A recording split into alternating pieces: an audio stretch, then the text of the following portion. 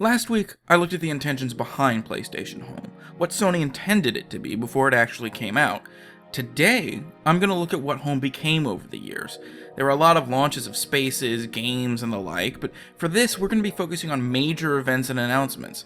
If not, we would be here all day, and honestly, the release of every single space and every single little mini-game is not really worth our time. PlayStation Home, as we mentioned last time, was finally launched on December 11th, 2008, but the launch itself was a disaster for everyone involved. Most of the launch day went by with no sign of the service until PSN went down for an entire hour, and then finally, the service came up. However, that wasn't to be the end of the issues.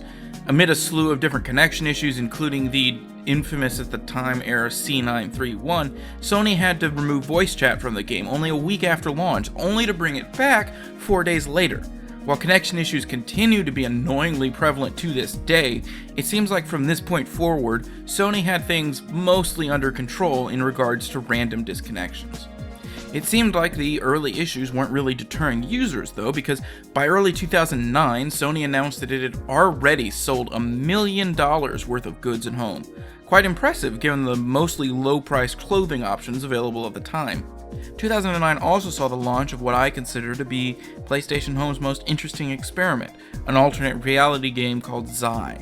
Updated over the span of 12 weeks after its initial launch, Xi also spanned the internet across different blogs and even on Little Big Planet levels. Xi was seen as such a success by Sony that to this day there exists a space called the Xi Museum where you can learn about the ARG's history and play the games that were originally part of the ARG. Beyond Xi, 2009 was mostly a building year for Home. Countless new game-specific spaces and playable mini-games were added to the service, as well as a number of patches that fixed existing bugs and added minor features. Despite Sony's best efforts, fewer than 1 in 3 PS3 systems connected to the service during 2009. By early 2010, however, Sony was making major changes to PlayStation Home, ditching the world map in favor of a simplified XMB-like interface, making the world of Home easier to navigate, and also making it easier for you to be advertised to. However, Brandweek would report later that same year that advertisers were just not all that interested in the service, being far more intrigued by the possibility of placing ads on the system's main XMB. Not too much later that year, though, to the surprise of most, PlayStation Home's director called the service, and I quote, "a good business model for PlayStation and quite profitable." By this point in time, there were 100 games on the service, 50 unique spaces, and 14 million users. Although it should be noted that Sony never really said how many of those 14 million were actually active. Also within the world of probably inflated figures, Sony would also claim that year, while celebrating the second anniversary of PlayStation Home, that 600 community events were put on during those 2 years, although they never really defined what a community event meant. By 2011, Sony had made it clear that they were changing course with PlayStation Home. This culminated in a complete redesign of the hub, adding a ton of game-like elements to the service, including quests. And at this point, Sony finally began marketing PlayStation Home as a game itself, instead of a service or a virtual world as they had done up to this point. I haven't mentioned it up to this point because it was never that big of a deal, but every year Sony would hold a virtual version of E3 in their PlayStation Home service. Now, 2011 is notable because that year saw 500,000 people come into Sony's PlayStation Home E3 space. They had never seen these kind of numbers before, and a lot of people saw this as a possible turning point for the service. But it was not to be.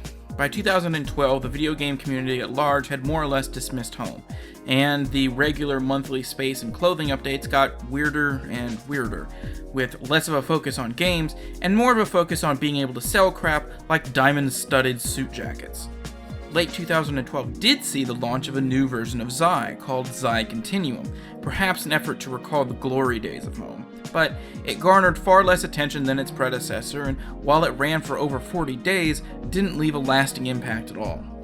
In 2013, the arcade games that were once exclusive to the Home platform, including Wipeout 2D, were ported over to the PlayStation Vita, as part of a new platform called Home Arcade, which also allowed users to buy arcade classics like Frogger and Asteroids. This could have meant two things for the Home service. Either Sony was looking for new things to do with it, or they were moving the unique and interesting things off of it so that they could kill it. By late 2013, all signs were pointing to the latter. The PS4 was coming out, and there was no version of PlayStation Home for the system in sight, seemingly signaling an inevitable end to the service.